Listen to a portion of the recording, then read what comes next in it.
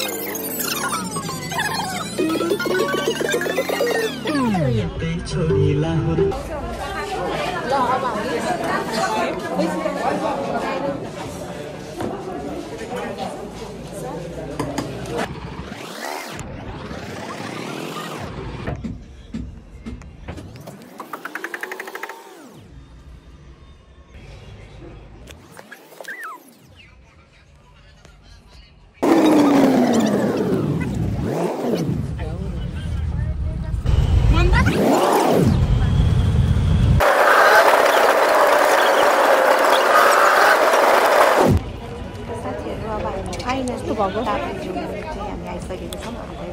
बस्ने यहाँ झारिसकेपछि यहाँबाट ठुलो दिल्ली भन्ने ठाउँसम्म चाहिँ हामी त्यहीँको लोकल भेनमा जानुपर्ने कस्तो भइरहेको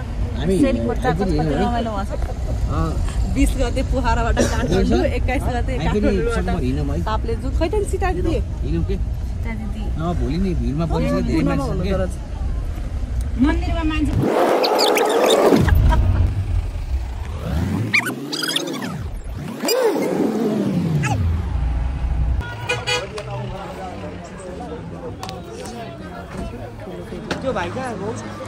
त्यहाँबाट हामी चाहिँ हिँड्नुपर्छ हिँड्दै जान्छौँ र त्यहाँ आज बास बसेपछि चाहिँ त्यहाँको मान्छेहरू भन्नुभएको थियो कि आज एकदम धेरै भिड छ माथि ठुल्पादेखि हामी तलै बस्नु भन्नुभएको थियो र हामी चाहिँ यहाँबाट माथिलाई लाग्यो र हामी चाहिँ यहाँबाट हिँड्नु सुरु गरेको साथीहरू यहाँ कस्तो राम्रो लालीगुराँसहरू फुलिरहेको रहेछ कस्तो रमाइलो हामी चाहिँ त्यो लालीगुराँस हेर्दै हेर्दै फुलहरू हेर्दै हेर्दै हामी चाहिँ माथितिर हिँड्न लाग्यौँ।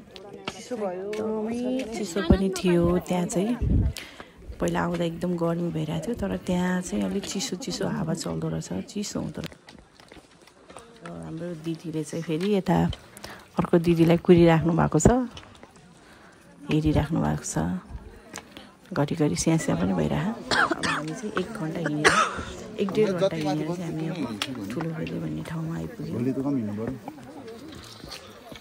हामी चाहिँ के हो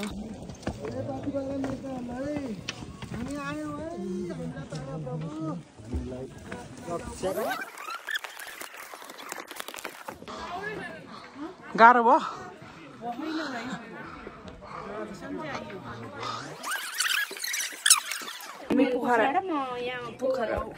यस्तो ठाउँमा बस्छौँ हामी त बल्ल बल्ल यो ठाउँ पनि पाइयो हो त बिहा खोलेर त मेरो मात्र बाक्लो देऊ त यता अब हामी बिहानको 12 बजे उठ्यौँ तर अहिले 4:30 भइसकेको छ। अब पाथिभरा मन्दिरको लागि जाँदैछौँ। हामी चाहिँ 12:30 बजे उठेर हिँड्नको लागेको तर त्यहाँ चाहिँ हिजो रातभरि मान्छे चाहिँ हिँडिराख्नु भएको रहेछ कसैले चाहिँ अब धेरै प्याक भएर कोठा नपाएर राति नै मन्दिर जानुभयो हिँड्दै भन्ने पनि सुन्नमा आएको थियो तर हामी चाहिँ बस्यौँ 12:30 बजी उठेर 1:30 बजीबाट हामी चाहिँ हिँड्न थाल्यौँ।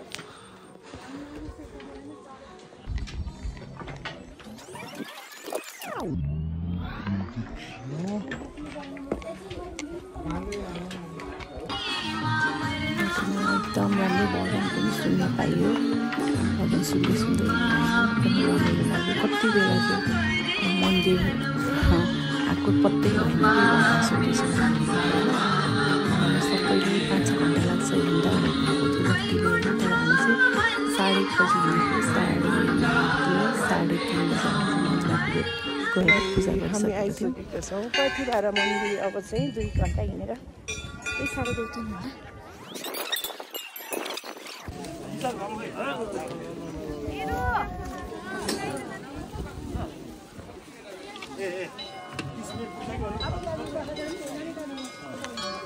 सिस्टम त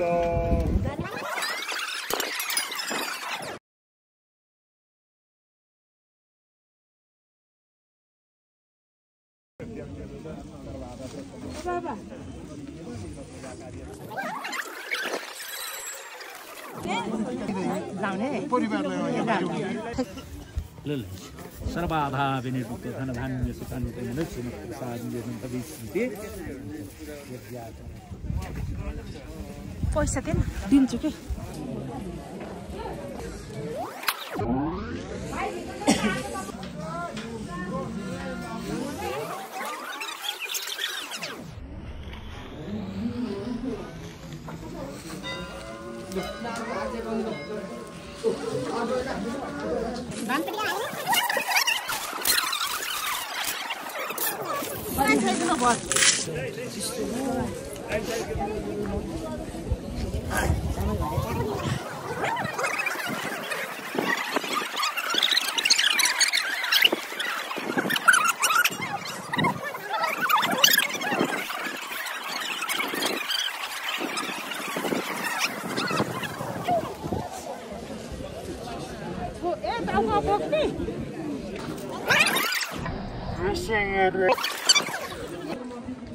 हिउँ परिरहेको छ अहिले अलिअलि।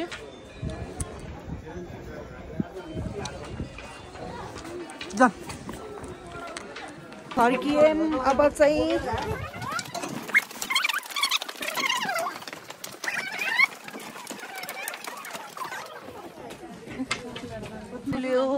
राम्रो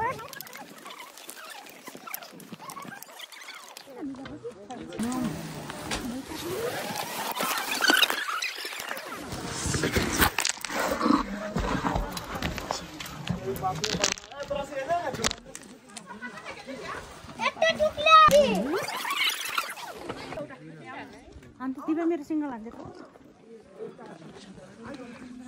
माथि पनि कसैले राम्रो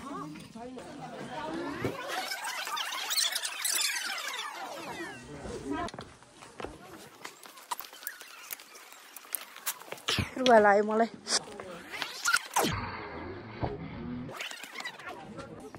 हामी चाहिँ अब फर्कियौँ। कस्तो राम्रो लाली गुराँस फलिरहेको।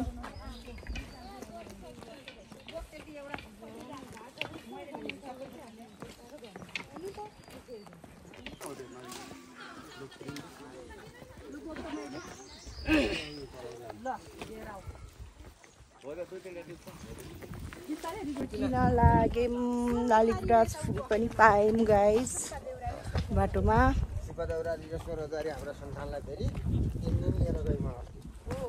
अब हाम्रो 3 दिनको यात्रा अस्ति 1 बजे चढ्यौँ, हिजो 3 बजे आइपुग्यौँ। माथि गएर बस्यौँ, बिहानै 1:30 बजे हिँडेर 3:30 बजे पूजा गरेर फेरि हामी अब फर्क्यौँ। अब हामी चाहिँ कन्याम पुगेर कन्याम पुगेर अब आज पुगिन्छ भन्ने छ कि अब पुगिन्छ पुगिँदैन हेर। ल्याइन यत्रो बेर ल्याइन भने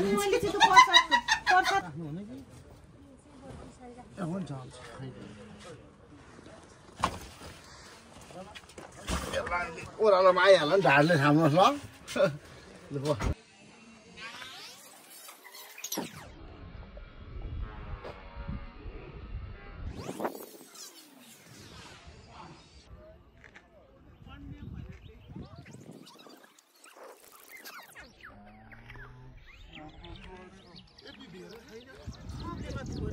यति धेरै त होइन, तर छनलाई यस्तै नै छ अलि बडा। ल हामी चाहिँ अहिले कन्याम चियाबारीमा छौँ घुम्नलाई। कन्याम पनि उल्टो देखिएछ। अनि यता मलाई हिजो चिज खाइथिस् के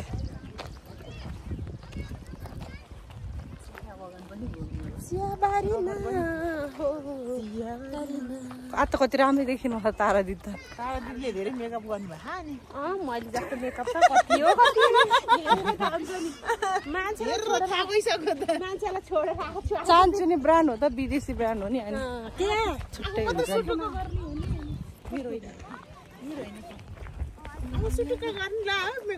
भन्नुपर्छ नि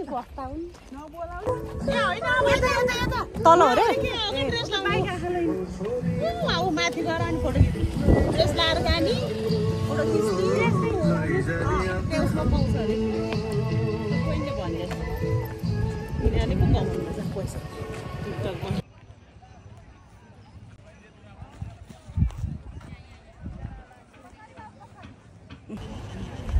राइनी नेवार्नी नेवार्नी म राइनी हुन नि हो त नि हो राईको बुहारी त हो म त नेवारको त होइन खोज्न पर्ला नेवार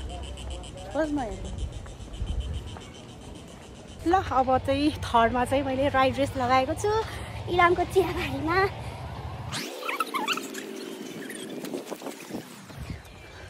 चाहिँ खाना खाँदैछौँ अनि त्यसपछि म लाग्छु मुगलिनसम्म त्यहाँबाट पोखरा सरर र उहाँ दिदीहरू चाहिँ लाग्नुहुन्छ मुगलिनबाट सरर र काठमाडौँ म चाहिँ लाग्छु सरर र पोखरा अब चाहिँ हामी लाग्यो पोखरातिर म चाहिँ दिदीहरू चाहिँ अब इलामतिर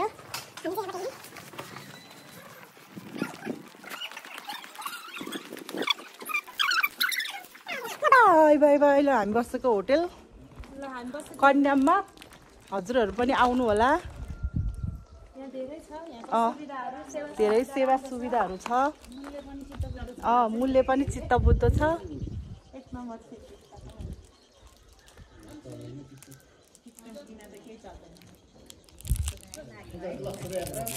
थ्याङ्क यू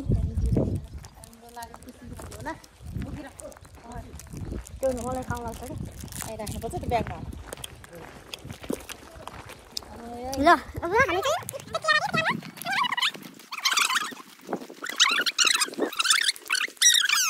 अब हामी जाँदैछौँ